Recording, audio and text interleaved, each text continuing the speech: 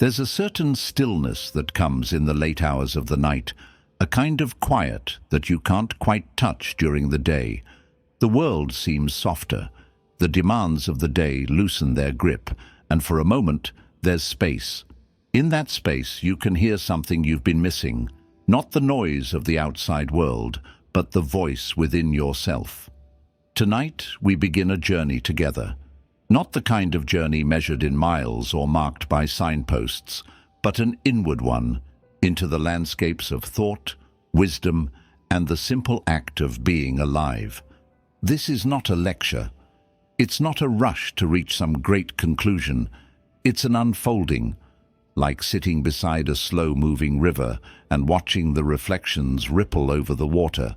This time is about letting the mind drift, softly, calmly, while still holding a thread of intention. That intention is simple: to rest while thinking deeply, and to think deeply while resting. You may fall asleep along the way, or you may stay awake, listening, reflecting. Either is perfectly fine. This isn't about keeping pace. It's about allowing what you hear to gently work its way into your thoughts. The world you and I live in can be fast, loud, and restless. Our attention is pulled in 100 different directions, most of them urgent, few of them important. But here, in this moment, nothing is urgent. There is nowhere to go, nothing to prove. We are stepping away from the constant push and pull and choosing to let the mind settle. It's a choice we rarely make, and that's exactly why it's so powerful. Throughout the hours ahead, we'll walk through ideas that have been carried across centuries. Ideas from Taoist sages, Stoic philosophers, and existential thinkers.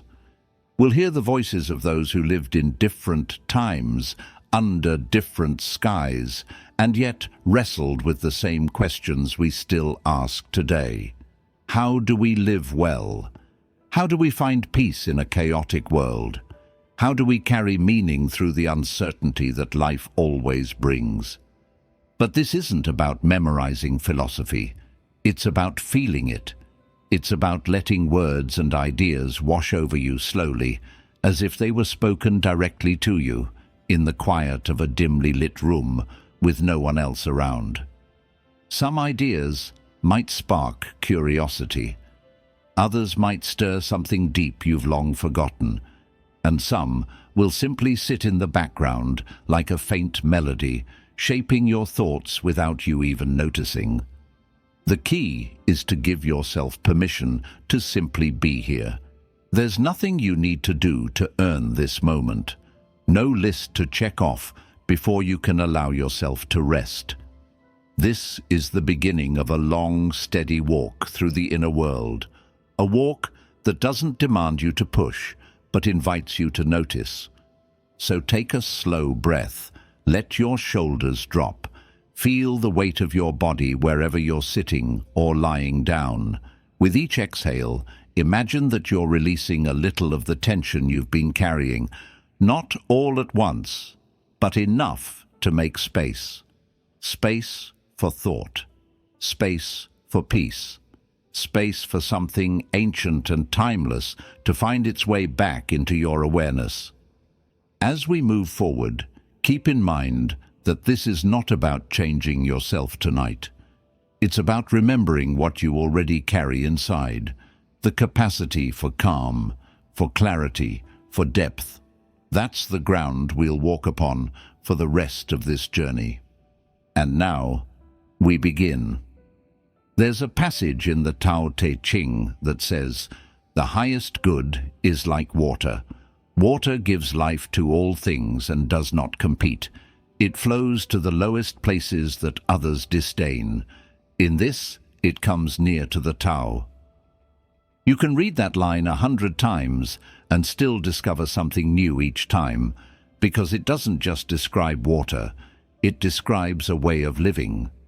Taoism teaches that there's a power in not forcing life to bend to your will. It's not weakness, it's not passivity, it's trust. Trust that the river of life already knows its course, and that sometimes the wisest thing you can do is step out of its way. We live in a culture that glorifies control, plans, strategies, deadlines, everything aimed at shaping the future into what we think it should be. And while discipline and vision have their place, the Taoist way reminds us that control is often an illusion. You can make the perfect plan only to watch it dissolve in a single unexpected moment. You can push and push at a door, not realizing it opens in the other direction. The harder you force, the more resistance you create, not just in the world, but within yourself. Taoism invites you to notice that resistance, to feel it in your body, and to see that letting go isn't losing, it's aligning. Imagine a river winding through the land. It doesn't argue with the rocks in its way. It curves, flows around them, and eventually wears them smooth. If you try to dam it completely, the water will rise and find another path. Life is the same. When we meet obstacles, our instinct is often to fight, to push, to break through by force. But the Taoist path suggests something different. Find where the flow naturally wants to go and move with it. This isn't about giving up on your goals. It's about realizing that the path to them might not be straight, and that detours can lead to greater harmony than brute force ever could. There's a subtle strength in this approach. Think about the people you've met who seem unshakable, not because they control everything, but because they aren't rattled when things change. They adapt without losing their center. They don't waste energy wishing reality was different. They work with what's in front of them. This is the essence of Wu Wei, a central Taoist principle often translated as effortless action. It's not laziness, it's not inaction, it's action so perfectly attuned to the moment that it feels natural, without friction, like a skilled musician improvising or a master craftsman letting the grain of the wood guide their hands. If you look back at your own life, you might see moments when trying harder made things worse, and moments when stepping back allowed things to fall into place on their own. It's not about fate doing all the work for you. It's about knowing when your effort serves the flow and when it fights it. The Taoist way is to listen deeply, to sense the current, and to trust it enough to let it carry you where you need to be. Tonight, as you sit with these thoughts, notice where in your life you've been pushing too hard. Notice the tension it creates in your body, the strain in your mind. Ask yourself, what would happen if I released the grip, even slightly? If I allowed life to show me another way forward? Often the answer isn't in doing more, it's in doing less, but with greater harmony. And that's the quiet, gentle power Taoism offers, the ability to move through the world like water, soft, flexible, and unstoppable. There's a line from Epictetus that says, "It's not what happens to you, but how you react to it that matters." At first it sounds almost too simple, but when you really sit with it, you realize it contains the blueprint for emotional freedom in a chaotic world. The Stoics understood that control over external events is minimal, sometimes non-existent. The economy will rise and fall. People will praise you one day and criticize you the next. A plan you've worked on for years can unravel in a single phone call. The only constant you truly own is your response, and that's where real power lies. When chaos strikes, the untrained mind lunges into reactivity. Anger flares. Fear tightens its grip. We start fighting ghosts, imagining every worst-case scenario, replaying past mistakes, grasping at explanations. But the Stoic approach begins with one question. What here is within my control? Everything else is noise. That's not indifference, it's strategy. Because if you waste energy on what you can't influence, you weaken your ability to act where it truly matters. Marcus Aurelius lived this truth under relentless pressure. As Emperor of Rome, he faced wars, plagues, betrayals, and political instability. But in his private writings, he reminded himself again and again, "You have power over your mind, not outside events. Realize this, and you will find strength." This wasn't naive optimism, it was survival. A calm mind can see clearly. A reactive mind only sees threats. And in a world that's constantly throwing storms your way, clarity is your compass. Think about the last time something small completely threw off your mood, a rude comment, a delay, a sudden change of plans. In the grand scheme, it might not have mattered, but because your mind reacted instantly, it gained more weight than it deserved. The Stoics would urge you to insert a pause, a mental space between stimulus and response. That space is where choice lives, and choice is what turns chaos into order. This doesn't mean ignoring injustice or pretending nothing bothers you.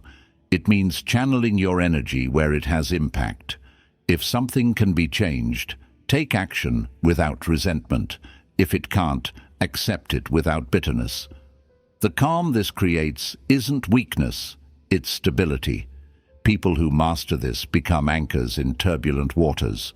Others are drawn to them, not because they never feel stress, but because they never let stress own them. You can train this daily.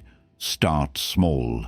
The next time something frustrates you, don't immediately vent or complain. Step back and ask, will this matter a week from now, a year from now? Most of the time, the answer is no. And in those moments when the answer is yes, respond with deliberate action, not emotional reaction. Over time, this becomes second nature, and you'll find that the world's noise no longer dictates your peace. In the end, Stoic calm isn't about living in a bubble. It's about walking into the chaos with steady hands and a clear mind, knowing that while you can't control the storm, you can always control the ship. And that makes all the difference. There's a question that has echoed through the minds of philosophers, poets, and ordinary people alike for centuries. What does it all mean? This is the existentialist's question, the one that refuses easy answers, the one that keeps returning in quiet moments of solitude. When the world feels uncertain, when the future is blurry and the past feels heavier than you expected, it's natural to search for a reason, a grand purpose that ties everything together. But existentialist thinkers like Jean-Paul Sartre and Albert Camus challenge the idea that meaning is handed down to us from somewhere else. They suggested that meaning isn't found, it's made.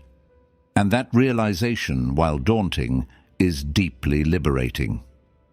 Camus famously wrote about the myth of Sisyphus, condemned to push a boulder up a hill for eternity, only to watch it roll back down. To most, this is a picture of futility, but Camus flipped it. He suggested that Sisyphus could be happy, because even though he couldn't change his fate, he could choose his attitude toward it. Life may not come with a pre-written script, but that absence of fixed meaning is exactly what gives us the freedom to write our own. The universe might not tell you why you're here, but that means the responsibility and the privilege of defining your purpose is yours alone. Existentialism doesn't sugarcoat life's uncertainty. It tells you plainly, you will never have perfect clarity about why things happen the way they do. You won't always know what's around the corner, and you will, one day, leave this life without all your questions answered. But here's the shift. It asks you to stop waiting for certainty before you live fully. To act, to love, to create, to commit. Not because you have the guarantee of meaning, but because you decide that this moment matters. Think about it. So much of our hesitation in life comes from waiting for the right conditions. We tell ourselves we'll start pursuing that dream when we understand exactly where it will lead. We'll open up to someone when we know for sure they won't hurt us. We'll take a leap when we're certain it will work out. But the truth is, that certainty never comes. If you want a life of richness and depth, you have to choose in the midst of uncertainty. That's the paradox. Your purpose is built through action, not clarity. The existentialist's question isn't just a philosophical exercise, it's an invitation. It's asking you, in a world that might never give you the final answer, what will you choose to make important? Will you spend your time chasing some external validation of meaning, or will you decide that meaning lives in the way you show up right now, in the conversations you have, the risks you take, the kindness you give without any guarantee it will be returned? And here's where this ties back to peace. When you accept that uncertainty is not a flaw in life, but its defining feature, the fear of not knowing begins to fade. You stop treating ambiguity like an enemy and start treating it like a canvas. You realize you're not here to solve the entire mystery. You're here to live it. Meaning, in the existential sense, isn't found in a single answer you'll stumble upon one day. It's found in the daily act of deciding who you want to be in the face of uncertainty. And that's a decision only you can make. Letting go sounds simple, but it's one of the most challenging things you'll ever do, because it requires you to loosen your grip not just on situations, but on the illusions you've built around them. We cling to expectations because they give us a false sense of security. We convince ourselves that if we can predict the outcome, we can control our peace. But life has a way of reminding us that even our best plans are fragile in the face of reality. The Stoics understood this well. Epictetus taught that the more you tie your peace to things outside your control, the more you set yourself up for suffering. The art of letting go is not about apathy. It's about redirecting your energy from what you wish life would be to what life is right now. Letting go doesn't mean you stop caring. It means you stop making your well-being dependent on whether things go according to your script. Imagine holding a rope tightly while it's being pulled away from you.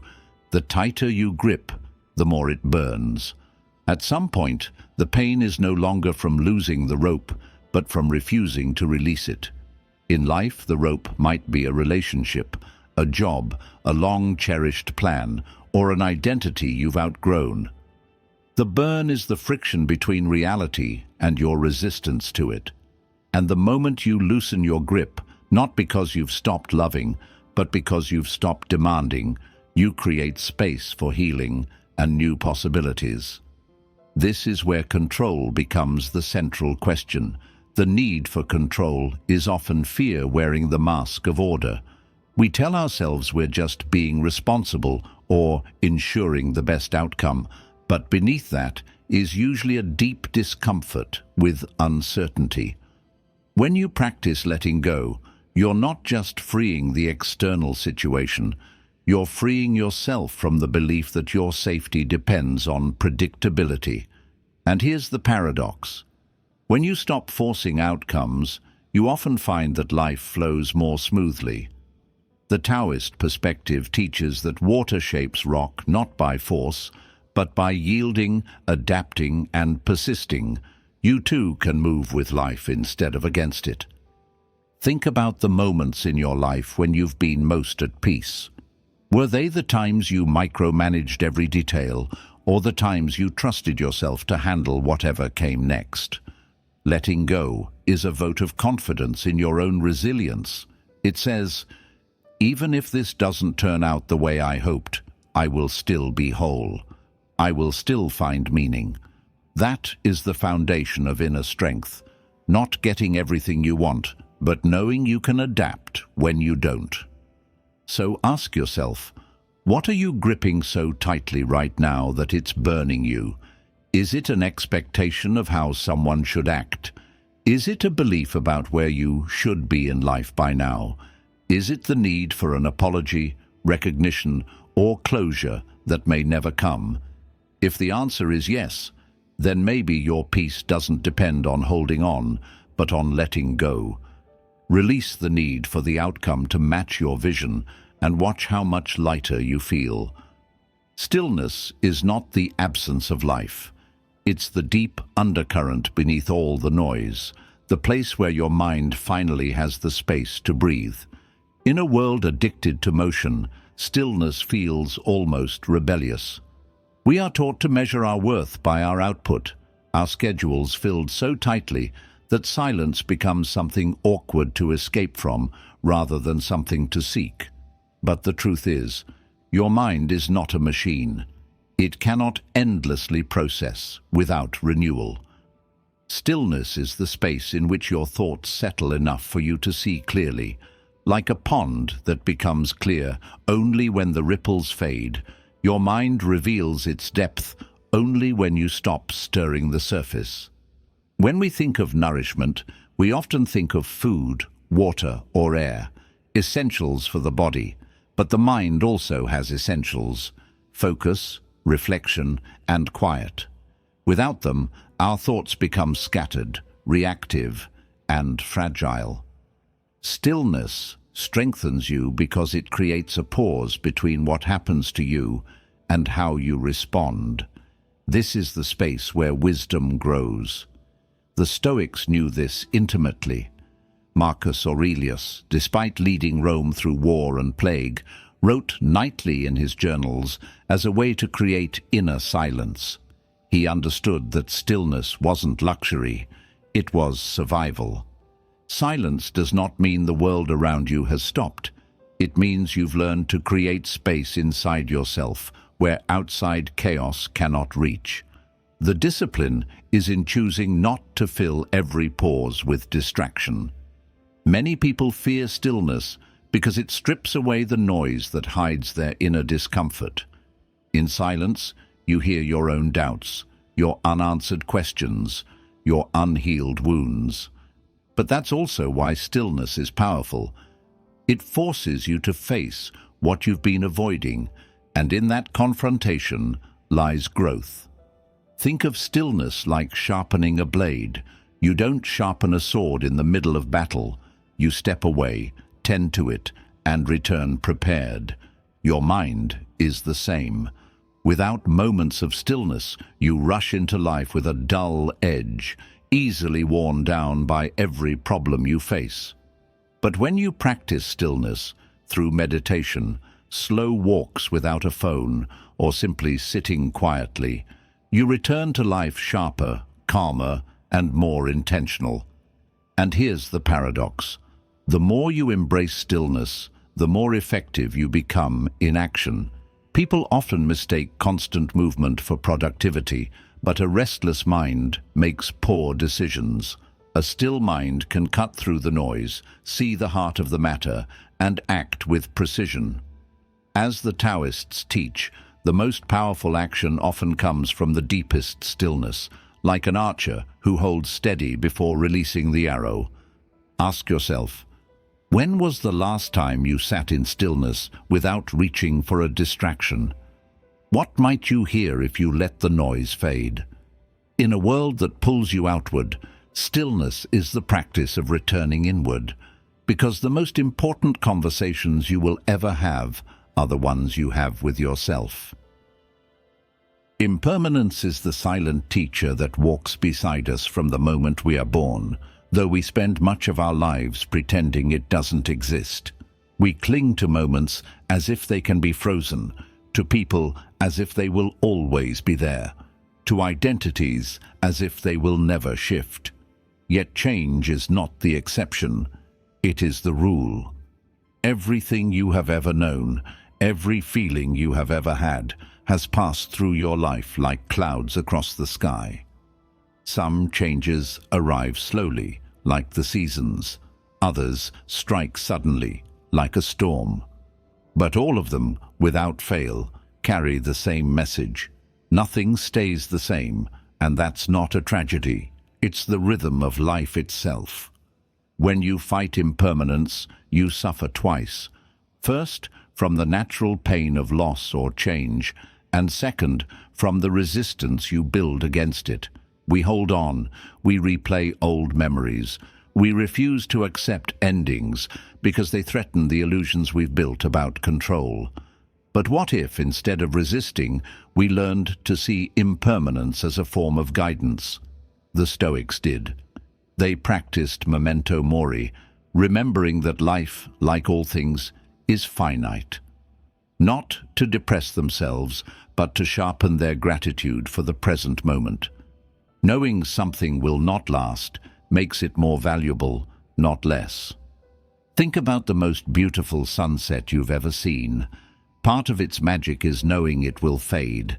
You don't try to hold the sun in place, you simply watch, appreciate, and let it go.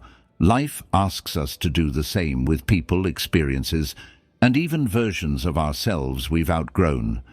This is not detachment in the cold sense. It's love without chains. It's holding life with open hands instead of a clenched fist. Accepting impermanence does not mean giving up ambition or desire. It means moving through life with the awareness that every achievement, every relationship, every stage you're in is temporary. This awareness makes you more intentional. You stop postponing joy because you realize there will never be a perfect moment to start living. You stop delaying forgiveness because you understand the chance to make peace might vanish tomorrow. You stop taking people for granted because you know they too are passing through. Buddhist philosophy describes this truth as anicca, the constant state of flux that underlies existence. In nature, we see it everywhere. Flowers bloom and wither, rivers change their course, mountains erode, and even stars burn out. Yet we, with our short human lifespans, are often shocked when things change for us. But impermanence is not the enemy. It is the proof that life is alive. If nothing ever changed, there would be no growth, no possibility, no new beginnings. The key is to shift from fearing change to flowing with it. When life takes something away, it is also making space for something else to enter. When an ending arrives, it's often because a part of you is ready to step into a new season, whether you realize it or not.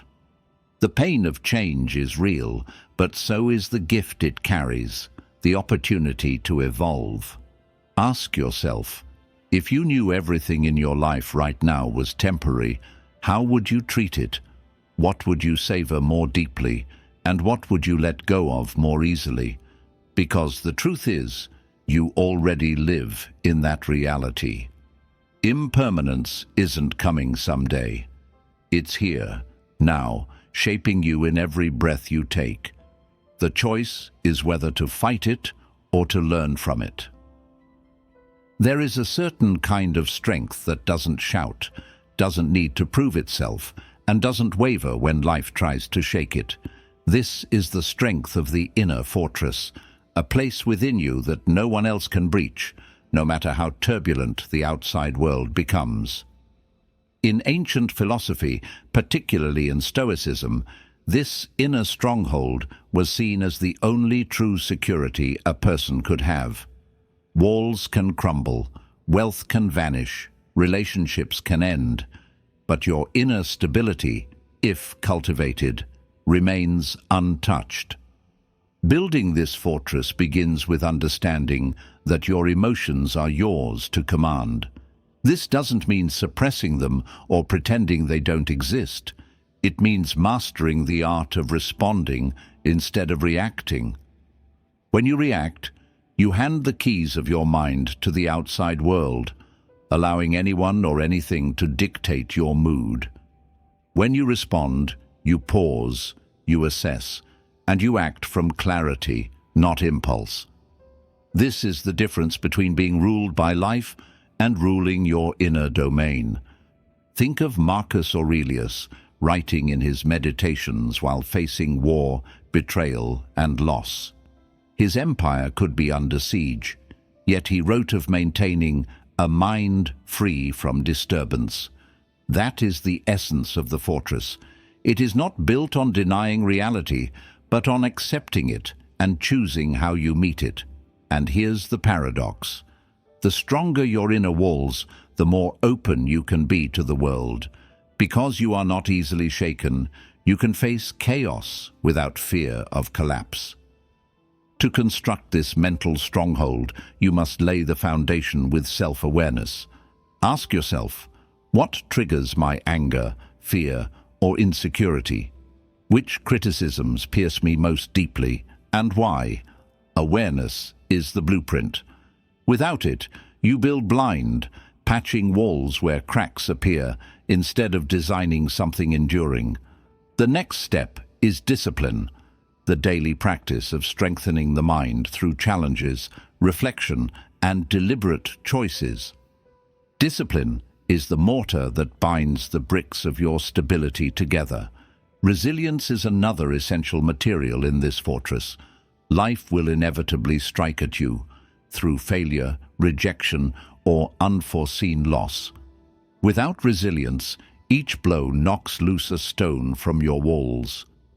But when you meet adversity as a teacher rather than an enemy, you rebuild stronger each time. Resilience doesn't mean you feel nothing. It means you recover without letting the damage define you. Guarding the gates of your fortress means being intentional about what you allow to enter. Just as you wouldn't let an enemy army walk through your gates, you must not let destructive thoughts, toxic relationships, or meaningless distractions occupy your mental space. This is not about isolation, it's about sovereignty. The people and ideas you admit into your inner world should strengthen you, not weaken you. But a fortress is not only about defense, it's also a place of rest. Within those walls, you find stillness, reflection, and clarity. It's where you return to remember who you are when the noise of the world tries to make you forget. When you live from that place, the storms outside lose their power over you. The criticisms, the setbacks, the chaos. They may rattle the gates, but they cannot breach the walls. Ask yourself, if all the noise stopped right now, what would remain in the quiet? Would it be peace or panic? That answer tells you the current state of your fortress. And the beauty of it is this: you can start reinforcing it today, brick by brick, choice by choice, until it stands unshakable no matter what comes. There's a deep sense of peace that comes from knowing you are living in full alignment with your values, a kind of quiet confidence that no praise can inflate and no criticism can deflate. Acting according to your values without compromise is not just about making the right choices when the world is watching. It's about the choices you make in the unseen moments, when it would be easier to bend, to please, to take the shortcut. The true measure of your character is found in those moments, and the alignment between what you say you believe and how you actually live is the foundation of self-respect. Living in alignment starts with clarity. You cannot act on your values if you haven't taken the time to define them. Too many people adopt the values handed to them by family, culture, or society without ever questioning them. And then they wonder why their life feels disconnected and hollow. If you haven't yet, sit with yourself and ask, what do I stand for? What principles would I never trade, even if they cost me something? These aren't abstract ideals. They should be concrete enough to guide real decisions. For example, if you value honesty, that means refusing to lie, even when it would save you from embarrassment or loss. If you value compassion, that means extending empathy, even when it's inconvenient. The challenge, of course, is that life will constantly test these convictions. Opportunities will arise that look enticing, but require you to betray something essential. People will pressure you to adjust your stance just this once, for the sake of harmony, profit or approval. This is where the strength of alignment is forged, not when the choice is easy, but when holding the line means standing alone. The Stoics understood this well. They believed it was better to suffer for living virtuously than to prosper through compromise. Marcus Aurelius wrote that the cost of betraying your own nature is far greater than any external loss. The rewards of living in alignment are subtle but profound. You sleep better at night because you are not at war with yourself. You walk into any room without fear of being exposed because there is nothing hidden. Your actions match your principles, and perhaps most importantly, you trust yourself. That trust is the seed from which courage grows, because when you know you won't abandon yourself, you can face anything. Practically, alignment requires constant self-audit. Every decision, big or small, is a chance to ask, does this honor my principles, or am I trying to avoid discomfort? Am I being guided by what's right or by what's easy? This is where discipline and awareness meet. The moment you feel tempted to rationalize a compromise, pause. Ask yourself if the temporary gain is worth the long-term erosion of your self-respect. Almost always the answer is no. There is a kind of power that comes from this unwavering commitment. It attracts people's respect, even from those who may disagree with you. But more importantly, it gives you respect for yourself. And that is something no one else can give or take away. So I'll leave you with this question. If you stripped away all the noise, all the pressure, all the expectations, would the life you're living still feel like yours? Or have you allowed small compromises to slowly push you away from who you truly are? Every day is a chance to step back into alignment. The sooner you do, the sooner your life begins to feel fully your own. There's a quiet magic in the present moment that most people miss because they're too busy chasing the next one. We rush through life as if we're trying to get to some grand finale, not realizing that the fullness of life is happening right here, right now.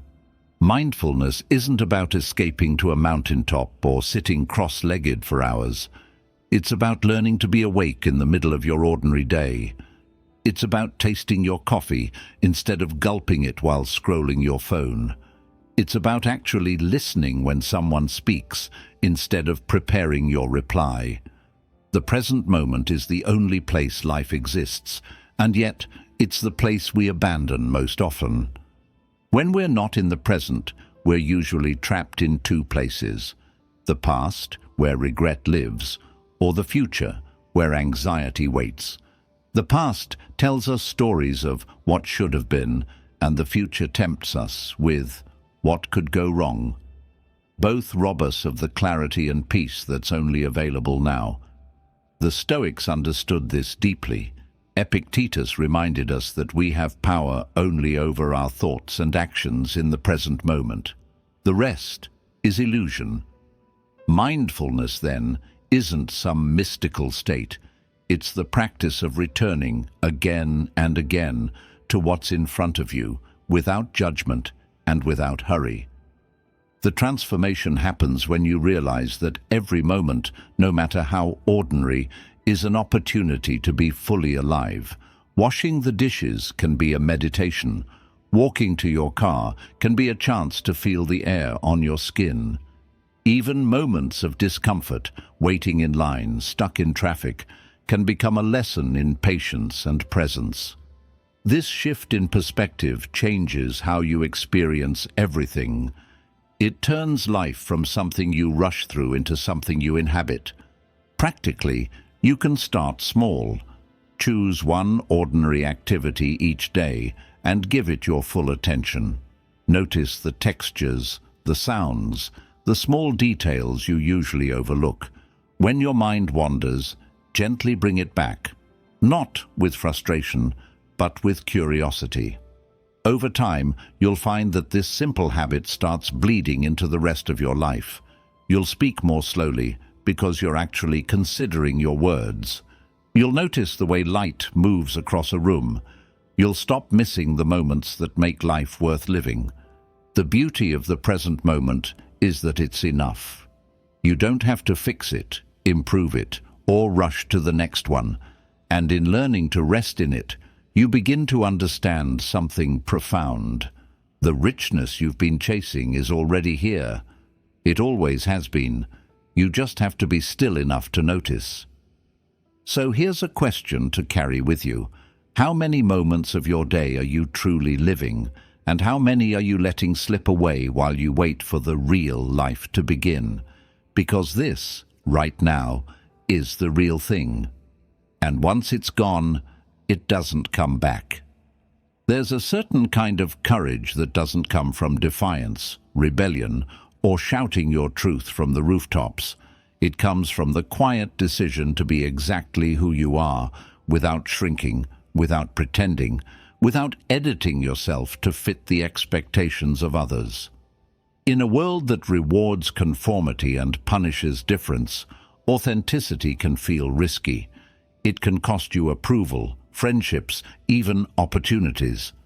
But the price of not being yourself is far greater. You trade your peace for acceptance, your identity for belonging, and slowly you disappear in your own life.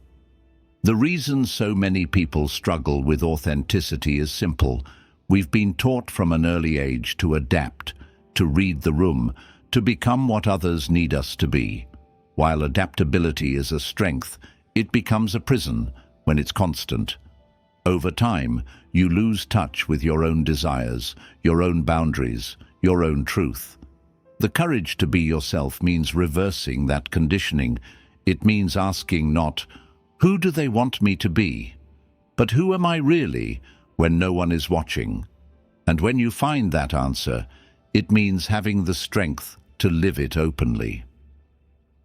Philosophers throughout history have echoed this idea in their own way.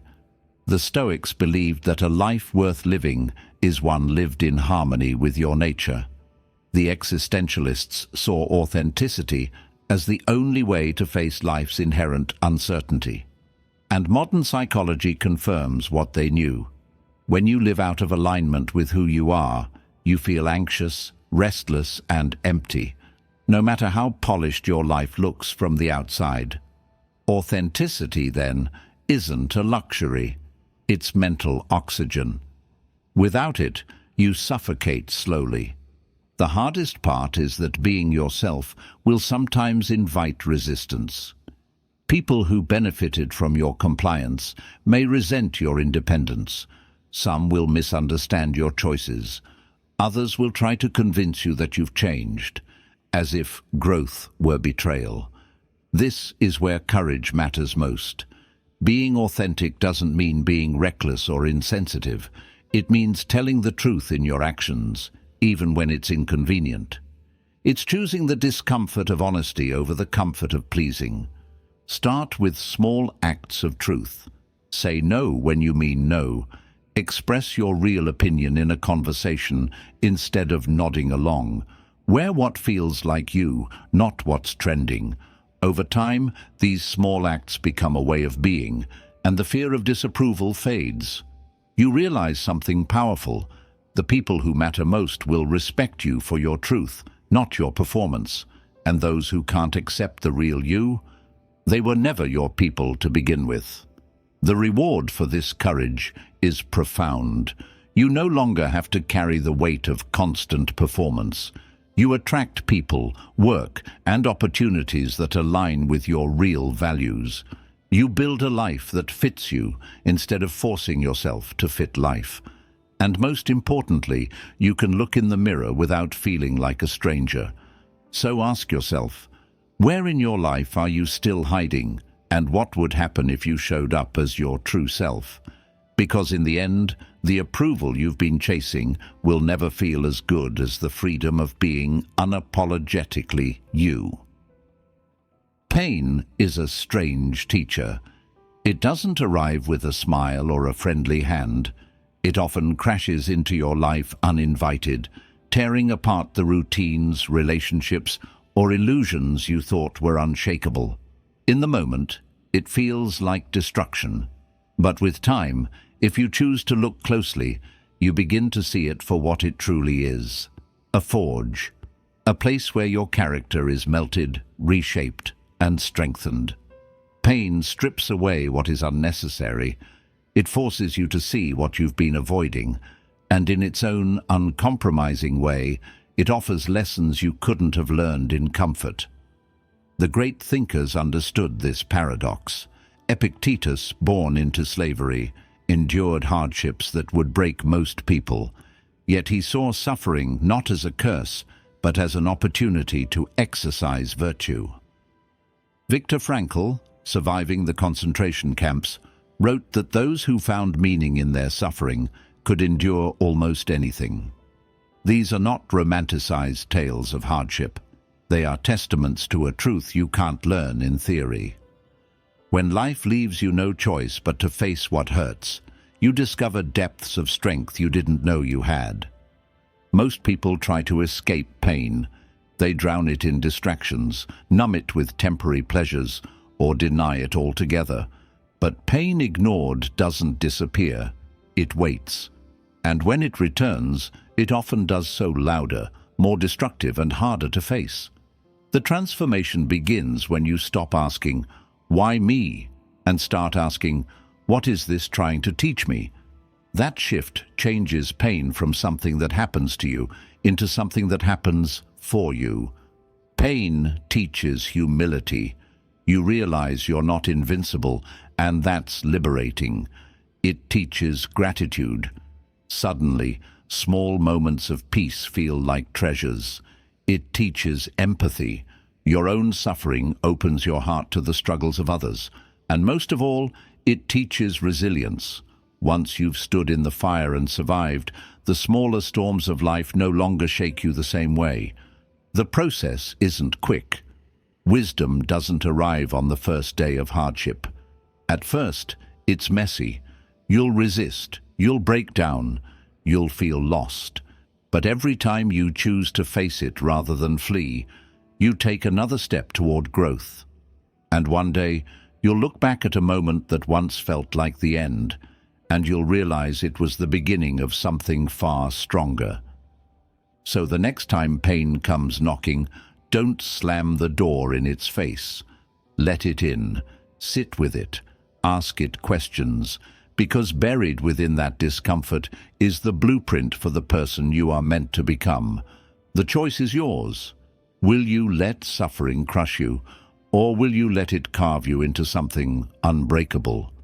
Gratitude is not just a polite thank you for the good things in life. It's a way of seeing.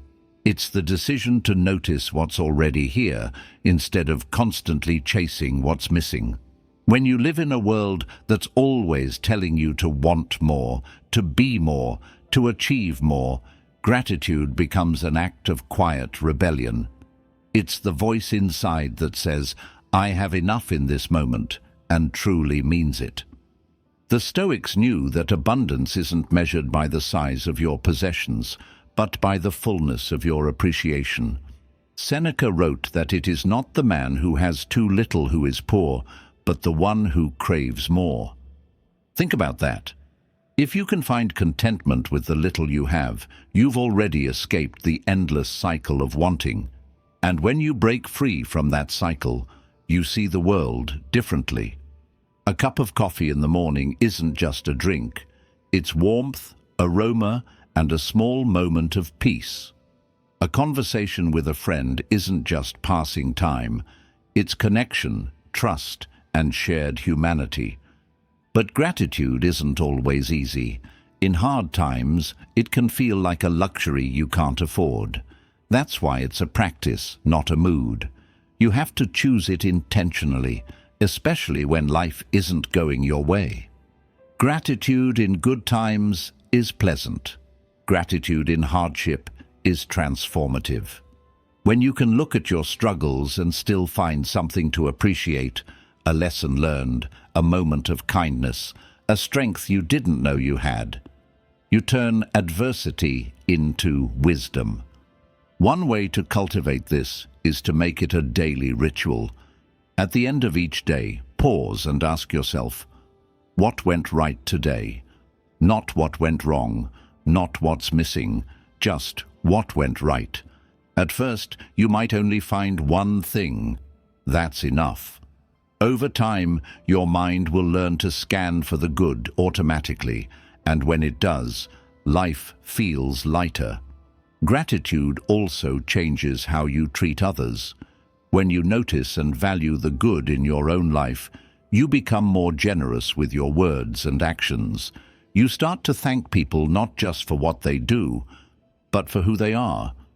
And that recognition, given sincerely, can transform relationships. People remember when they feel truly seen. Here's the irony. Gratitude doesn't mean you stop striving. You can still aim high, still work for a better future. The difference is, you're no longer running from a feeling of lack. You're moving forward from a place of abundance.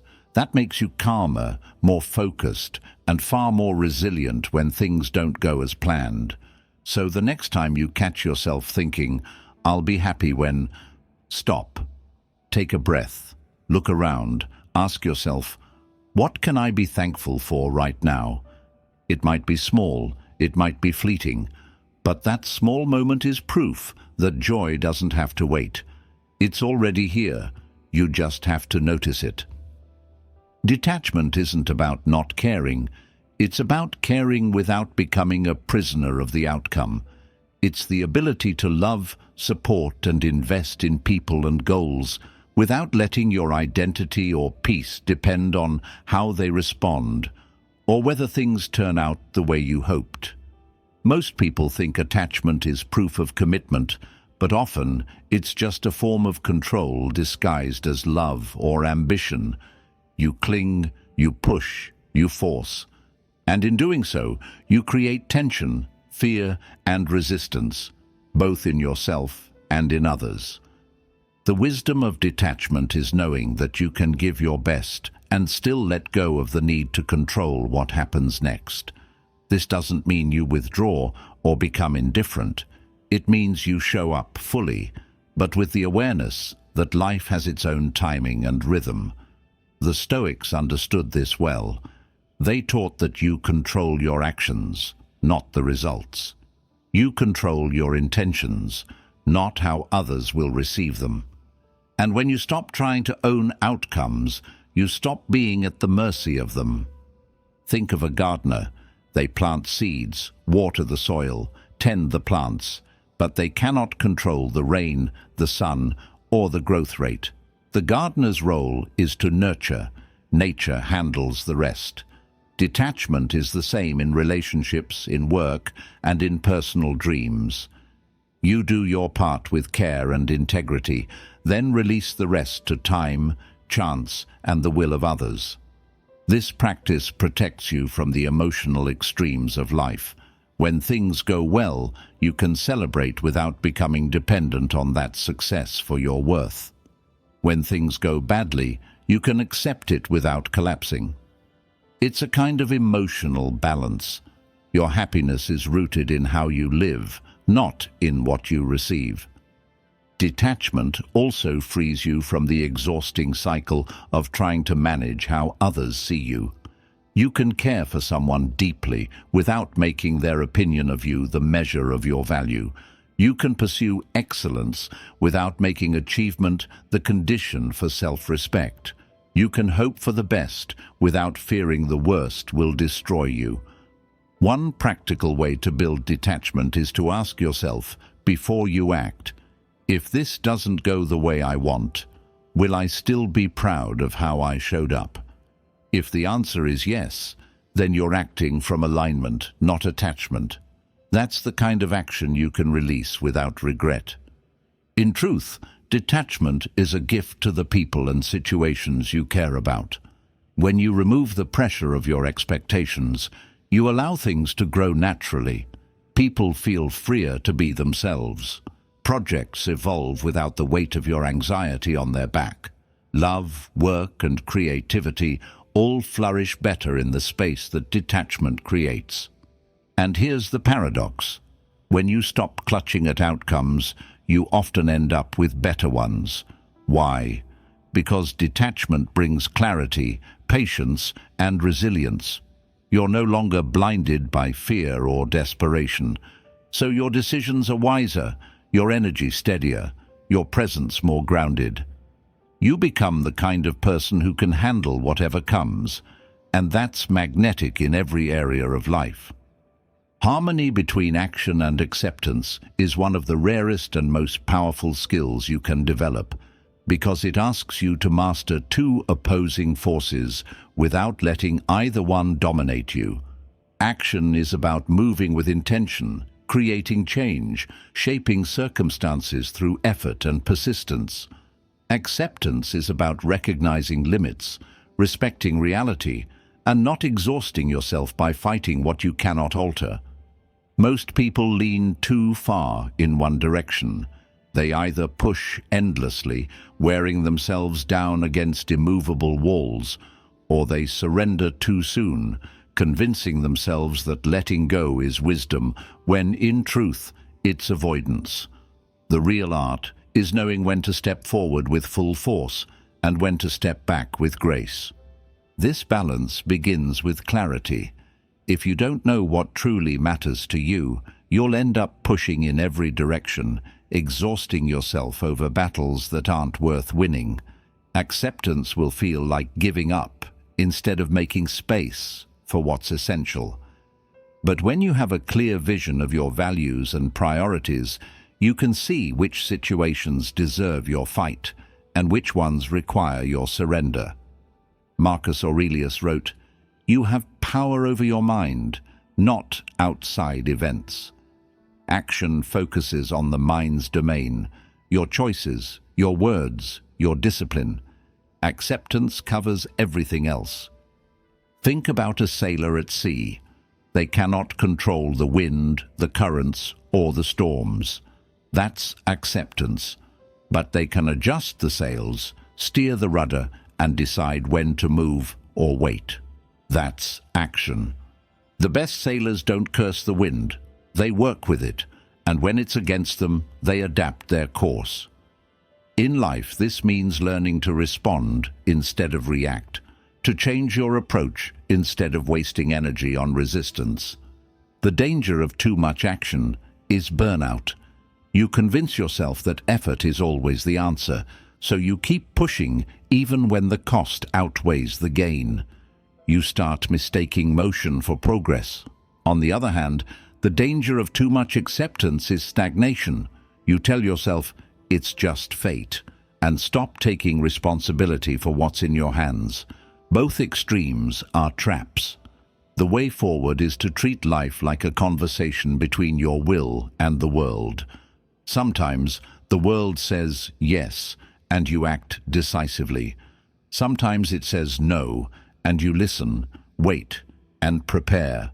The more you practice this, the more you'll notice subtle signs, opportunities that feel alive and aligned, and obstacles that signal it's time to conserve your strength. A practical way to apply this is to regularly ask yourself, is this something I can change through effort right now, or is this something I need to adapt to? If it's the first, commit fully. If it's the second, focus on strengthening yourself for when the moment to act returns. This mindset keeps you from wasting years on doors that won't open, while also preventing you from sitting idle when opportunity knocks.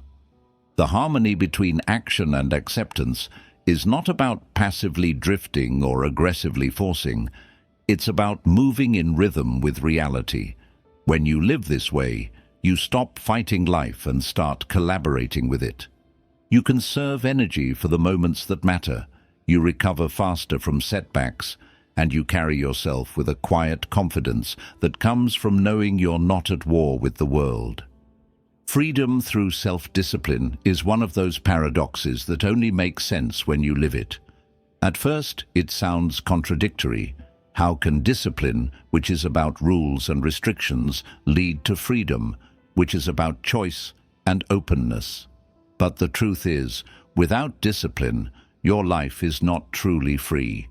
It's just being pulled in every direction by impulses, distractions, and the demands of others. When you lack discipline, your time isn't yours. Your mind isn't yours. Even your emotions can be hijacked by whatever is loudest in the moment. But when you cultivate structure, when you set boundaries with yourself and follow through, you reclaim ownership over your days. Think of discipline as the architect of freedom. It's the structure that protects your energy, the framework that channels your efforts toward what matters most. A disciplined person doesn't waste hours debating whether to work, to rest, to create. They've already decided in advance. Their habits carry them forward. This is why the Stoics saw self-control as the highest form of power, not control over others, but over yourself. Epictetus reminded us that no man is free who is not master of himself. The chains that bind most people aren't physical. They're the habits and patterns they can't break. Without self-discipline, even your dreams can become prisons. You'll want more than you can handle, start more than you can finish, and live with the constant anxiety of unfinished tasks. But with it, you create space. Space to think, to breathe, to focus on what you truly value. Structure doesn't suffocate creativity, it frees it. A musician doesn't resent the boundaries of rhythm and key, they use them to create beauty. Likewise, discipline gives your life a rhythm. And within that rhythm, you have room to explore without chaos pulling you apart. The process begins with small commitments you honor without negotiation. If you decide you'll wake up at a certain time, you do it. If you commit to daily exercise, you show up even on the days you don't feel like it. Each kept promise strengthens your identity as someone who follows through. Over time, discipline stops feeling like a cage and starts feeling like a compass, pointing you toward who you want to become. A life without discipline is reactive. You spend your days responding to demands instead of shaping them. But a disciplined life is proactive. You design it with intention. And here's the irony. The more disciplined you become, the less effort it takes. Decisions become automatic, and you're no longer wasting mental energy on constant choice. That's why truly disciplined people often appear calm.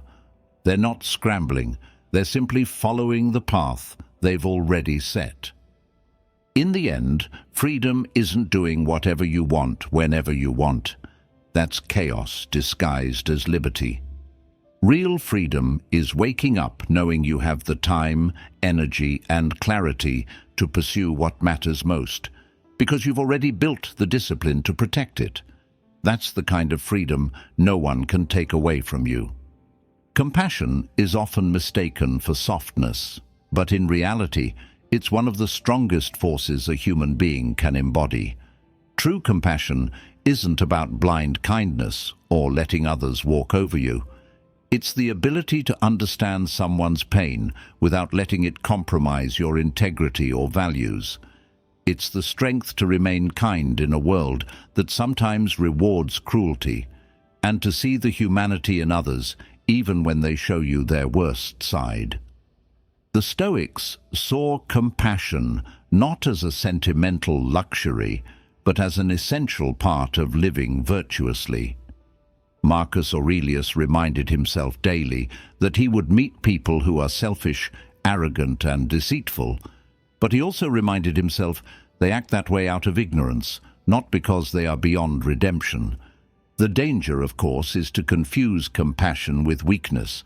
Being compassionate doesn't mean tolerating harm or excusing bad behavior.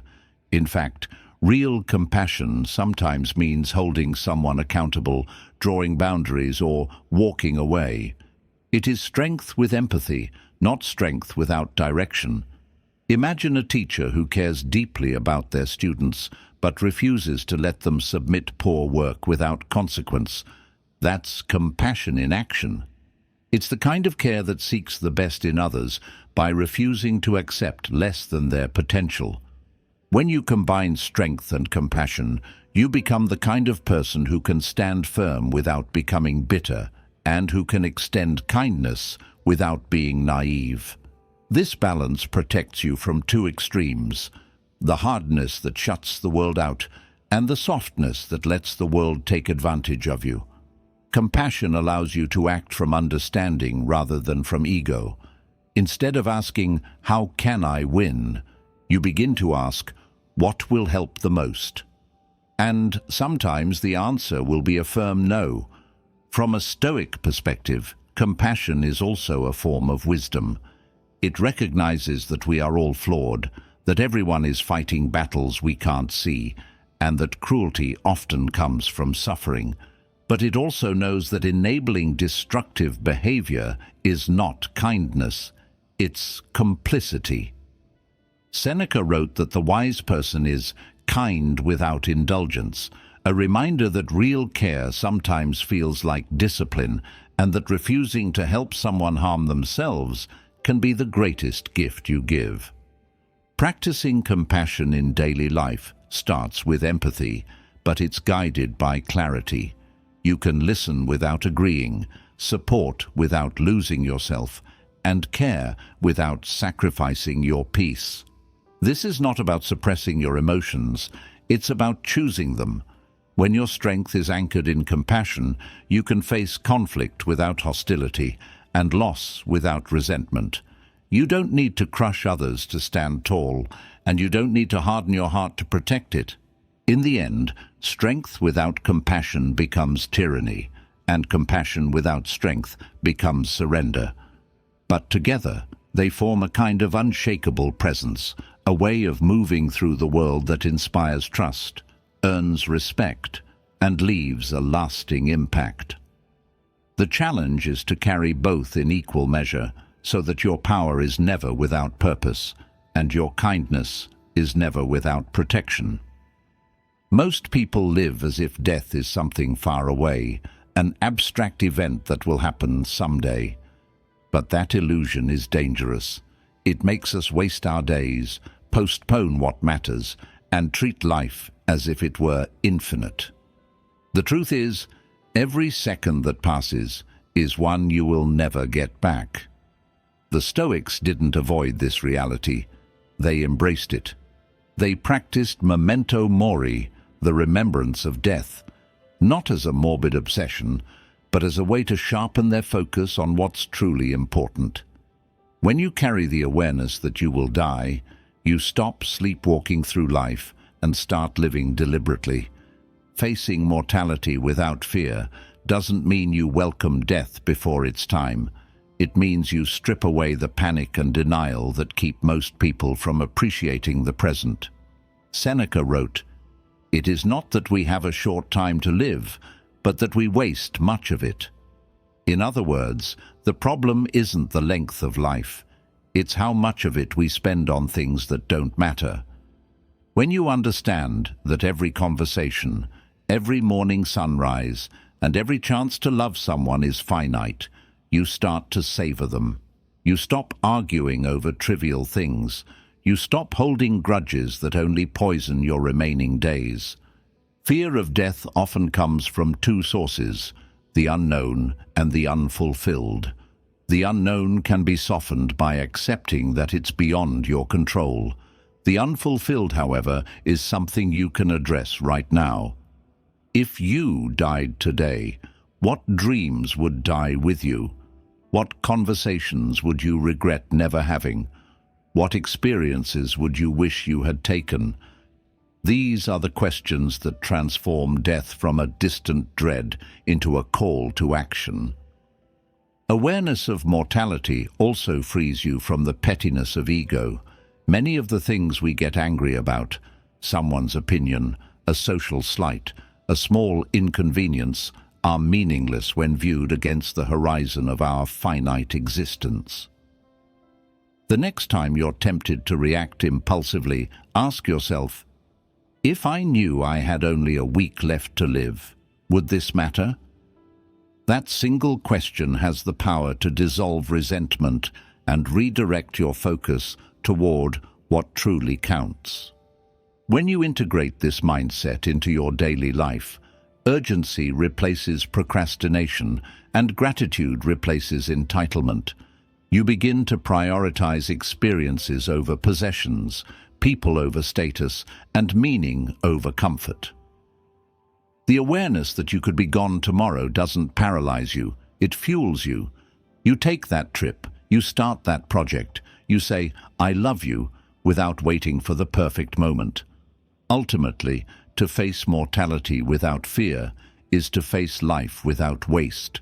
It's to meet each day as a gift you cannot return, and to make use of it with the quiet pride of someone who knows nothing is guaranteed. Death will come. It always does. The only question is whether, when it does, you can meet it with the peace of knowing you truly lived. Nature is the oldest philosopher we have, and yet most people walk through it without listening. Every tree, river, and mountain holds lessons about resilience, adaptation, and balance. A tree doesn't rush to grow faster than its roots can sustain. It trusts the seasons. It stands through storms without resenting the wind, bending just enough to avoid breaking. There's a quiet wisdom in that. Strength isn't about resistance alone, it's about flexibility when the moment demands it. In our own lives, we often push, fight, and resist circumstances instead of observing, adapting, and letting change shape us into something stronger. If you spend time watching the rhythm of the ocean, you see that the waves never stop coming, but they also never cling to the shore. They arrive, they leave, and the process repeats without bitterness or grasping. This is a reminder that life is constant movement. The good and the bad, the joy and the loss. None of it is permanent. The ocean doesn't try to hold on to a single wave, and maybe we shouldn't either. When we release our grip on outcomes, we create space for the next chapter to arrive without fear. In nature, nothing blooms all year. Flowers don't force themselves to blossom out of season. They rest, store energy, and wait for the right moment. This natural cycle teaches us that productivity and rest are not enemies. You cannot be in a state of constant growth without eventually burning out. Periods of stillness, far from being wasted time, are essential to your renewal. The Stoics saw this in the patterns of the natural world and used it as a guide for living in harmony with life's own cycles. Action when the time is right, patience when it's not. Even the smallest details of nature carry profound meaning. Ants work tirelessly, not because someone is watching, but because their survival depends on preparation. Rivers carve valleys not by force, but by persistence over time. The tallest trees in a forest don't compete to block the sunlight from every other plant. The ecosystem thrives through cooperation as much as competition.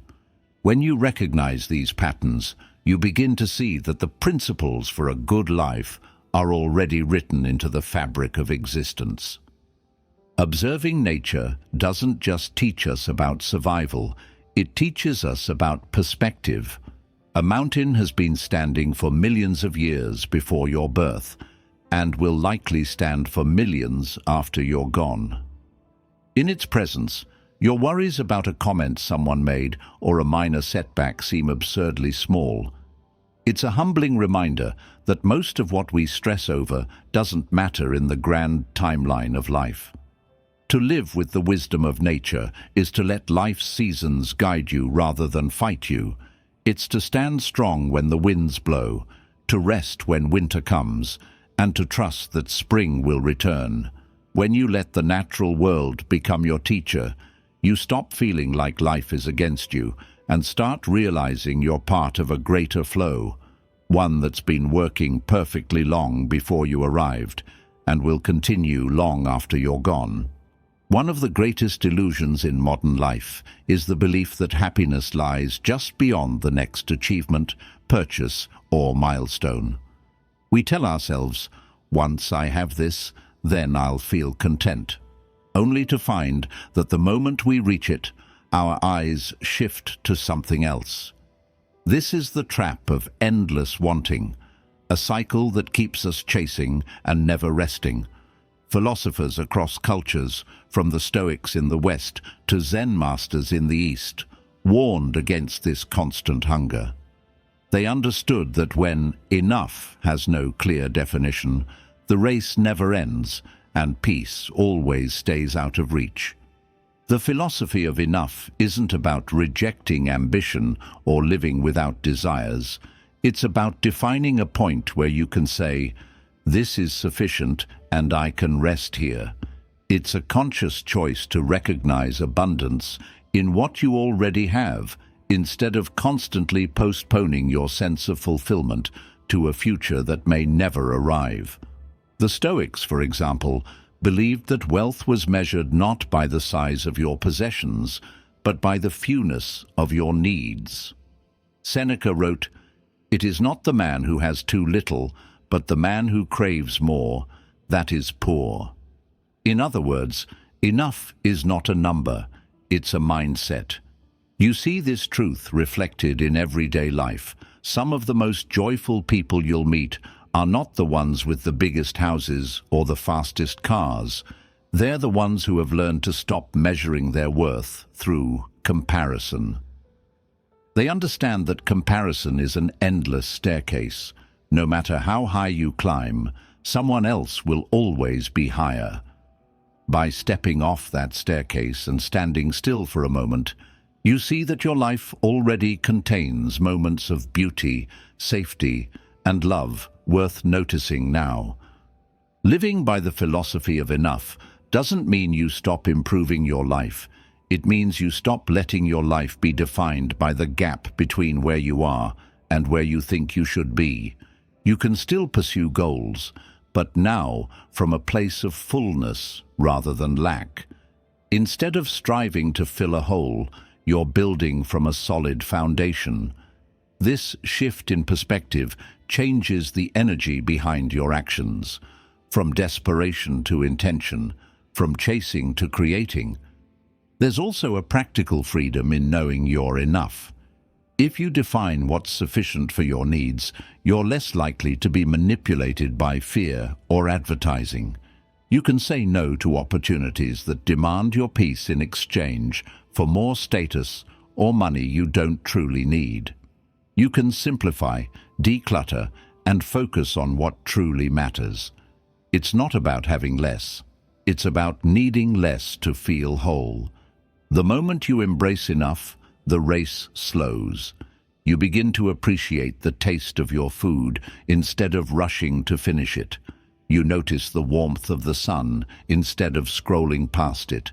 You stop sacrificing today for the promise of a tomorrow that's always running away from you. And perhaps the most liberating truth of all is this: when you know you have enough, you also realize you are enough. As you come to the close of this journey, take a moment to realize what you've done tonight. You've given yourself space to think, to breathe, and to step away from the noise of the world. In a life that constantly pushes you to rush forward, moments like these are rare and they are powerful. You've walked through ideas that have stood the test of centuries, ideas that have guided people through uncertainty, loss, success, and change. And now, those same ideas live inside you, ready to shape the way you meet tomorrow. Philosophy was never meant to be locked in books. It was meant to be lived. Every insight you've reflected on tonight only becomes real if you carry it into the small, unglamorous moments of life. The way you respond when someone tests your patience, the way you notice beauty in an ordinary day, the way you choose not to be shaken by what you cannot control. This is where wisdom shows itself, not in grand declarations, but in quiet, consistent action. As you close your eyes, remember that there's no final destination where you'll suddenly have all the answers. Life will keep asking new questions, and you'll keep changing in response. That's the beauty of the journey. You're not meant to arrive, you're meant to grow. And with each choice to be present, to stay grounded, to act with intention, you're already living the philosophy you've explored tonight. So let this be your final thought before rest. You have everything you need to face tomorrow with clarity and strength. The path ahead is not about becoming someone else. It's about becoming more fully yourself. And as you sleep, let your mind settle into the truth that you are already on your way.